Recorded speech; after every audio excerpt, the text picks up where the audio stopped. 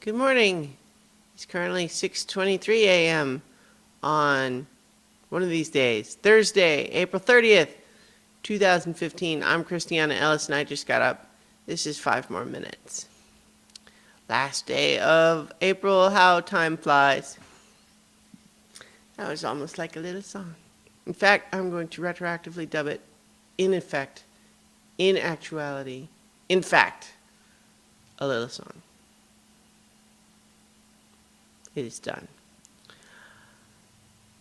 I tweeted yesterday that I was ticket dumb. And basically what the story behind that is that I really enjoy the work of Chris Hardwick, the guy behind the Nerdist podcast, and then, of course, more recently, the Comedy Central show At Midnight. He also does the Talking Dead after show for The Walking Dead. Funny guy. I like him.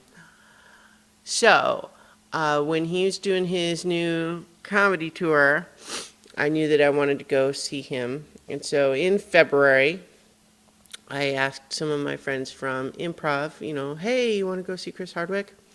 And I got a taker. And so I bought 2 tickets for the May 1st show at 10 o'clock.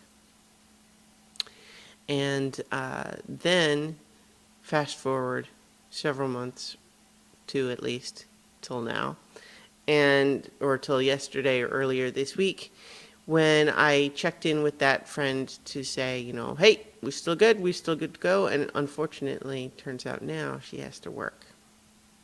So I'm thinking, oh, well, I got this extra ticket now. Now, it's not like she was leaving me high and dry. She was going to cover the ticket if I didn't find someone else to go with. But, my preference would be for the seat next to me to not be empty. But then, to compound that, what I discovered when I was looking at the tickets is that I had another ticket.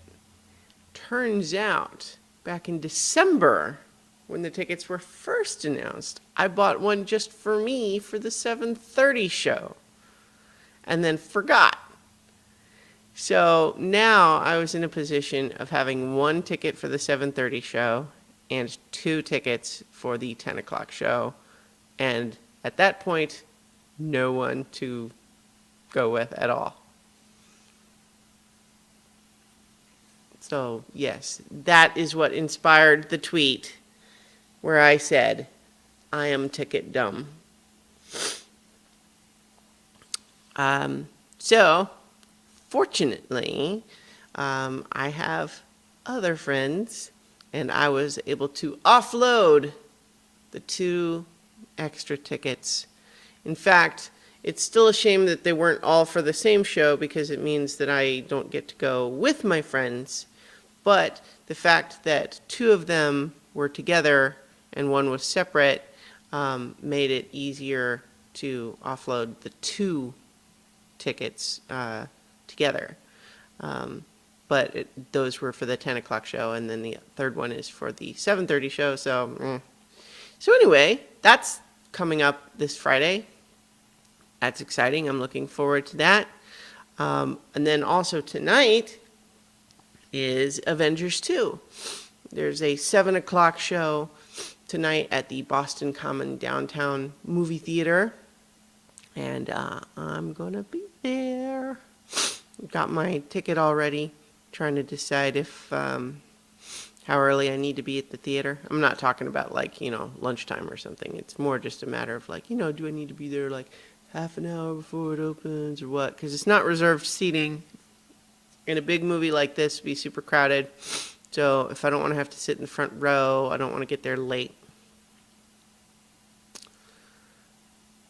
Anyway, these logistics are probably not super interesting to you guys, the common sense listener at home. Although that's an interesting question. Do you watch this at home? And given that you watch it, are you still a listener? I mean, I suppose you are probably listening in addition to watching, but does that make listener an inadequate description of you? And is it presumptuous of me to assume that you watch it at home instead of perhaps on your phone at your location of choice? I'm sorry. I was going to say, I'm sorry, listeners at home, but then I realized what a quagmire that I've gotten myself into now. Oh no! I was up late recording Beyond the Wall, by the way. Beyond the Wall. It's like it's two BTWs. So, the latest episode of Beyond the Wall about Season 5, Episode 3 of Game of Thrones. Video YouTube version should be up. You can find all the stuff about that show at specficmedia.com. It's a good one, although, it goes late. I was up past my bedtime. I think I need some caffeine.